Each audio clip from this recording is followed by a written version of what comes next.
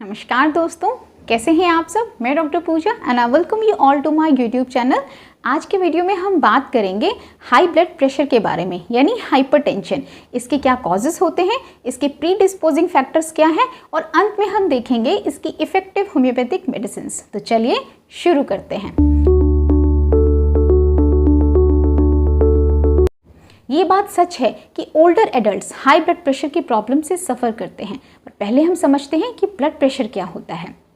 Blood हमारी arteries में यानी हमारी धमनियों में यहाँ से वहाँ दौड़ता है और वो जो फिजिकल फोर्स एक्सर्ट करता है on the walls of the arteries, यानी हमारी धमनियों की वॉल पे वो जो प्रेशर एक्सर्ट कर रहा है उसको हम कहते हैं ब्लड प्रेशर।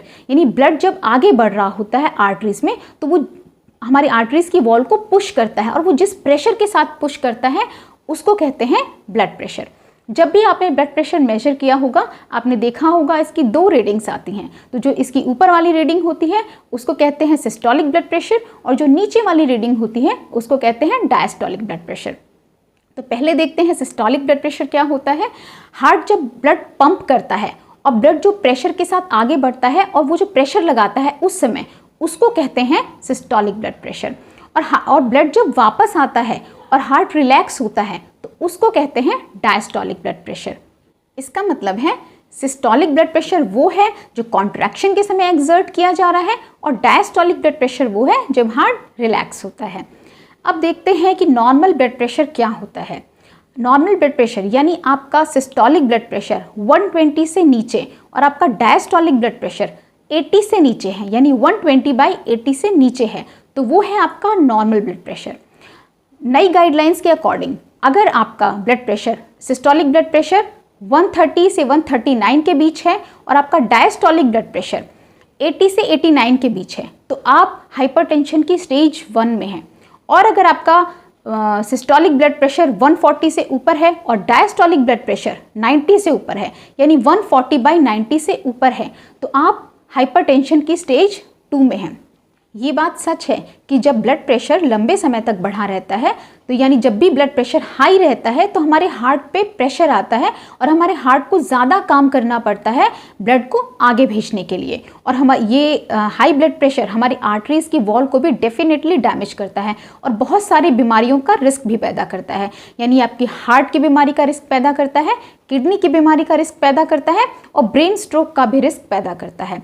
तो ब्लड प्रेशर को रेगुलरली मॉनिटर करते रहना चाहिए जिससे कि हमें उसकी रीडिंग पता रहे।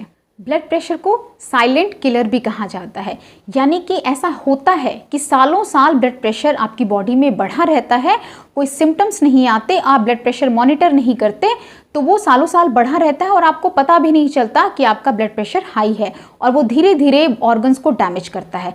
इसीलिए ब्लड प्रेशर को साइलेंट किलर भी कहा जाता है। जब ब्लड प्रेशर बढ़ेगा तो आपको कुछ सिम्टम्स महसूस होंगे, तो आप देखिए कि सिम्टम्स क्या होते हैं।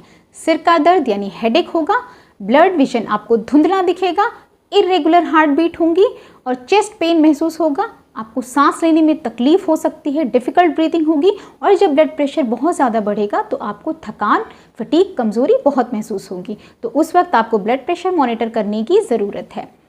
ज़्यादातर हाई ब्लड प्रेशर का कॉज अननोन होता है, पर इसके कुछ प्री डिस्पोजिंग फैक्टर्स होते हैं जिनको हम अनदेखा नहीं कर सकते।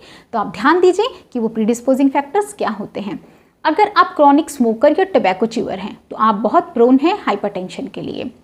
ओबेसिटी यानी वज़न ज़्यादा है आपका और आपका BMI ज़्यादा है तो भी आप बहुत प्रोन हैं हाइपरटेंशन के लिए। सीडेंट्री लाइफस्टाइल है आपकी, आप एक्सरसाइज नहीं करते हैं तो भी आपको हाइपरटेंशन होने के चांसेस बढ़ जाते हैं।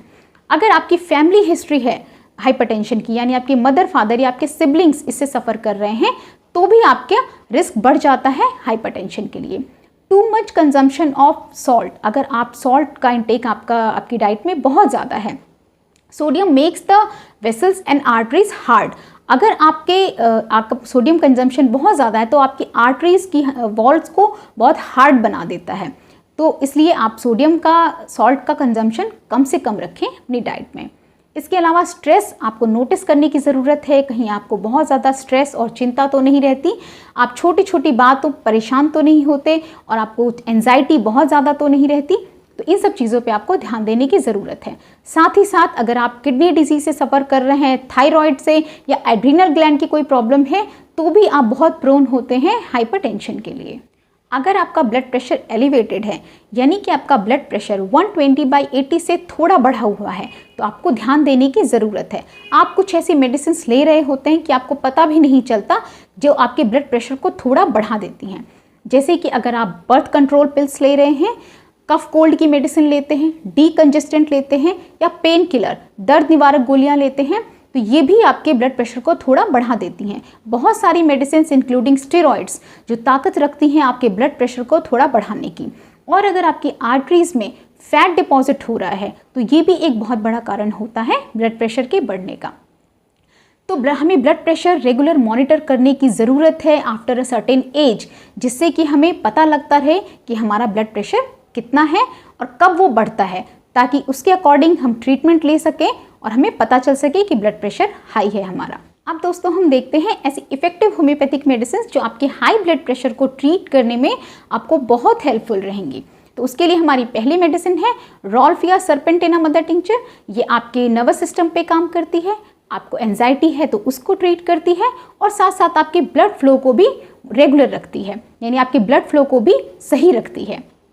दूसरी हमारी मेडिसिन है क्रेटिगस मदर टिंचर। क्रेटिगस आपको अगर क्रॉनिक हार्ट डिसीज से आप सफ़र कर रहे हैं, यानी आप लंबे समय से किसी हार्ट की बीमारी से सफ़र कर रहे हैं और आपको इरेगुलर हार्ट बीट है और साथ साथ एंजाइटी भी है, तो क्रेटिगस वहाँ पे बहुत ही इफेक्टिव और यूज़फुल मेडिसिन साबित होगी आपके लिए।